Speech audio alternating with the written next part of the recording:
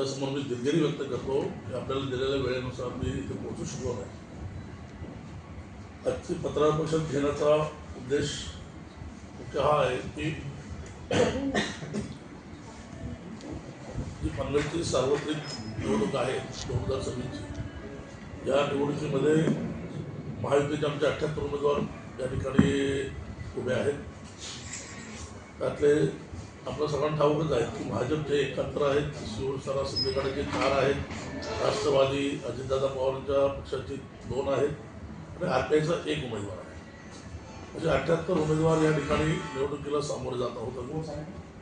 आणि याच अनुषंगाने प्रचाराच्या निमित्तानं महाराष्ट्रातून म्हणजे राज्यभरातून आणि देशभरातून अनेक नेते पनवेलमध्ये प्रचाराच्या निमित्ताने या ठिकाणी येत आहेत. उद्या 11 तारखेला संध्याकाळी 5:30 वाजता याच ठिकाणी शाळेच्या आपल्या मैदानावरती आदरणीय आमदार रामदासजी आठवले साहेब यांच्या प्रमुख उपस्थितीत या ठिकाणी मेळावा होणार आहे.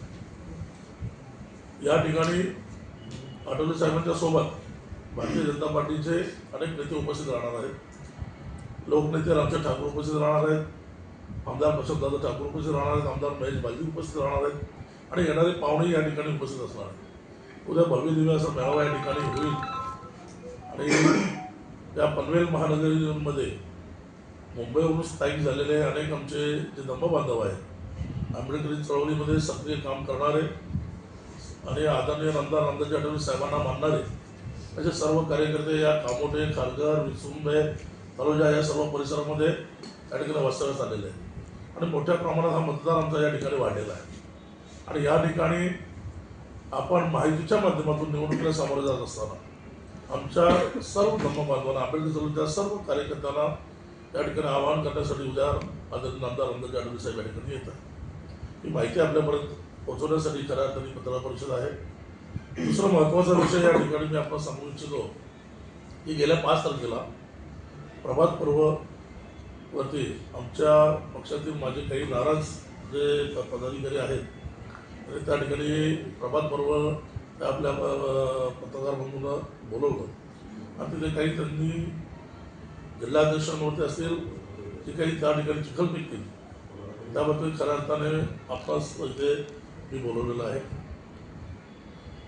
महायुतीच्या माध्यमातून आपण निवडणूक लढत असताना आरपीआयचा 1 उमेदवार आहे आणि शिवसेना आणि राष्ट्रवादी आणि भाजपचे उमेदवार आहेत. आणि हे सगळे उमेदवार या ठिकाणी महायुतीतून एकत्र लढत असताना ज्या ज्या ठिकाणी ज्या ज्या पक्षातील ज्या ज्या पदाधिकाऱ्यांनी महायुतीच्या विरोधात जाऊन भूमिका घेतलेल्या आहेत त्या सर्वांवर त्या त्या पक्षाच्या नेत्यांनी, जबाबदार व्यक्तींनी त्यांच्यावरती कारवाई केलेली आहे. या ठिकाणी कामोठे शहरामधील प्रभाग क्रमांक 12 मध्ये जो आमचा आरपीआयचा 1 उमेदवार जो आहे प्रभाकर शाबा कांबळे यांच्या विरोधात आमच्याच पक्षातला एक कार्यकर्ता आशिष कदम यांनी त्या ठिकाणी उमेदवारी अर्ज दाखल केलेला आहे.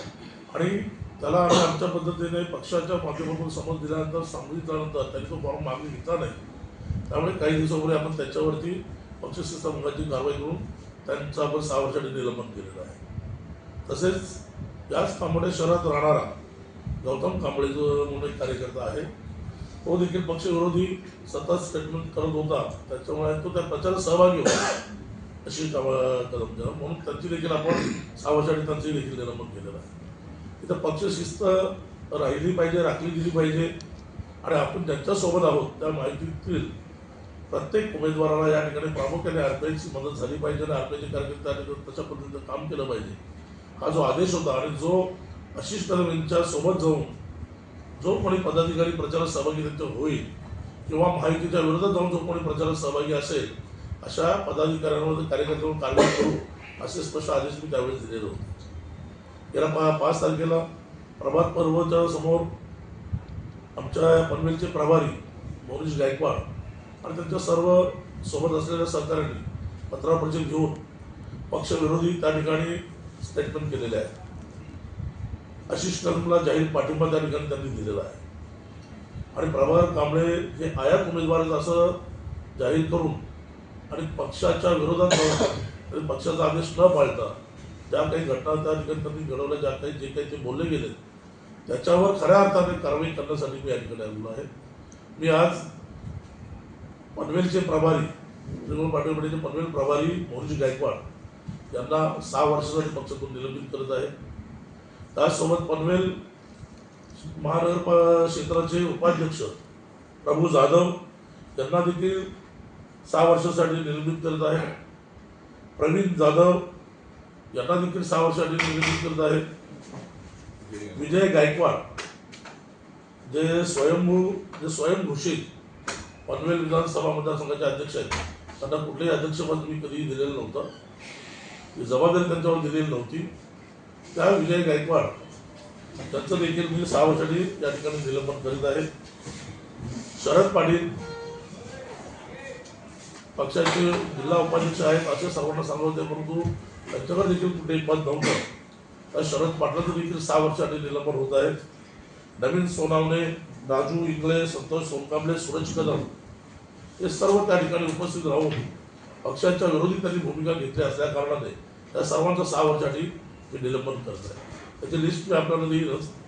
त्यानंतर त्याच पत्रकार परिषदेमध्ये आमचे कर्जत तालुक्यातून आलेले कर्जत तालुक्याचे हिरामन गायकवाड, पनवेल तालुक्याचे अध्यक्ष विजय पवार आणि अलिबागचे विधानसभा मतदारसंघाचे अध्यक्ष सुनील सप्रे, कोकणचे सहसचिव जयप्रकाश पवार, युवक आघाडी कोकणचे सरचिटणीस युवक गायकवाड, त्यानंतर एक अशोक घोतारणे म्हणून आहेत, नितीन मोरे आहेत ज्यांना मी पक्षात प्रवेश दिलेला नाही आहे, ते देखील पक्षाचं नाव सांगून काही त्याच पदाधिकाऱ्यांच्या सोबत राहून स्वतः आरपीआयचे असलेल्या आम्ही असलेले कार्यकर्ते आहोत असं सांगतात। या सगळ्यांना कारणे दाखवा नोटीस देऊ, येत्या 4 दिवसानंतर त्या नोटीसचं त्यांनी योग्य उत्तर दिलं नाही तर त्याच्यावर देखील निलंबनाची कारवाई होणार आहे।